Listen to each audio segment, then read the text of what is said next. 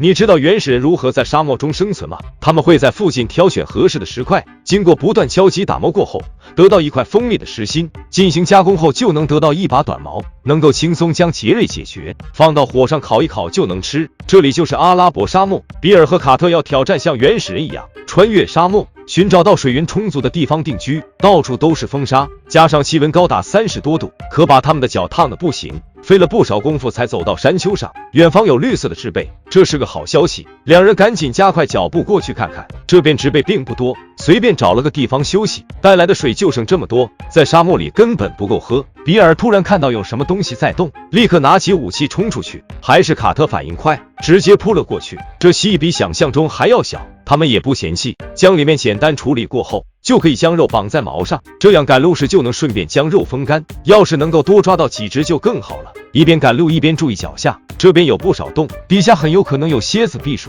比尔和卡特仔细观察洞里，忙碌了大半天也没发现什么。比尔变得有些烦躁，幸好看到有道痕迹，蝎子就藏在这石块下面，这把他们高兴坏了，赶紧用木棍将它驱赶出来。在他们一顿乱敲下，蝎子还没来得及逃脱，尾巴就被人给切割掉了。就这样，蝎子也成为矛头上的装饰品。眼看天色渐暗，现在赶路正好，刚走没多远又有食物送上门了，到时至少能够吃肉解解馋。两人继续往东方寻找水源，一直走到天黑才停下来补充能量。肉虽然并不多，但是放到火上烤一烤，还是能感受到里面香味。卡特吃了口蝎子，瞬间把痛苦面具戴好了，还是看看蜥蜴蛋味道如何。没想到这个就更加上头，差点把蜥蜴都要吐了出来。他们剩下的水没有多少，也不知道接下来能不能顺利找到水。这两人被困在沙漠里，阳光让他们的眼睛非常难受。卡特利用木炭磨出一些炭粉，将它涂抹在眼睛周围，看起来就像个熊猫一样，这样能够有效减少反射光。趁着现在气温还不算高，抓紧时间离开这里。在这里连骆驼都很难生存下去，而他们就剩下一点水了，也不知道能否支撑住。沿着干枯的河床行走，走了很长一段时间，才来到河床末端，前方就是高原。他们赶紧翻越到上方，然而附近并没有看到任何水源，连植被都没有看到多少，他们也没有更好的选择，只能硬着头皮继续往前面走。脚底下有很多岩石碎片，看起来就像当初原始人制造石器时留下的。比尔感觉他们没有找错线路，这里就是曾经迁移走过的地方。他打算像原始人一样制造一把短矛，找到一块碎石，通过不断敲打让尖端定型，这比想象中还要难。也不知道原始人是怎么样想到的，耗费了不少时间，终于得到一块三角形的岩心，也不知道这效果如何了。现在气温高达30多度，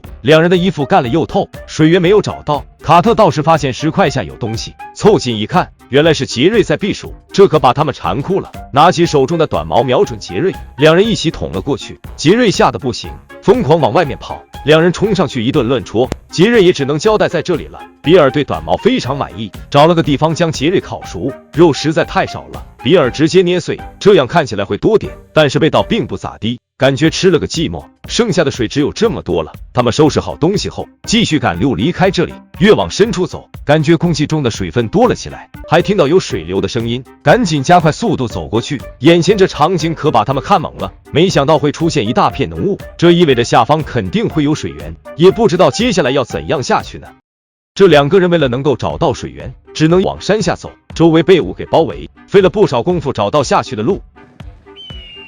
突然听到有鹰鸣声，这还是他们第一次听到鸟的声音，附近的植物也变得多了起来，雾很快就要把这里笼罩。为了安全起见，还是躲到洞穴里等雾散。剩下的水不多了，两人商量将水喝完，希望下方能够顺利找到水。也不知道等了多久，这雾终于散去，抓紧时间往山下寻找水源。植被变得越来越茂密，果然走了没多远，他们就看到底下的河流，这可把他们激动坏了。不过前面是垂直的岩壁，如果不想绕路走，就只能从树根攀爬下去，差不多2-3层楼高。幸好这树根比想象中还要牢固，两人集中精力往下方攀爬，并没有出现意外。虽然他们已经非常渴了，但是为了安全起见，还是得将水煮沸。比尔找到一个合适的地方过夜，这里的洞刚好能当锅使用，在附近找到干草当火绒。现在他要通过手钻生火，这边的木材并不好，只能坚持摩擦下去。一会的功夫，比尔就感觉累得不行，幸好努力并没有白费，赶紧放到火绒里面。这火成功点燃起来。现在只需要将岩石放到火堆里面，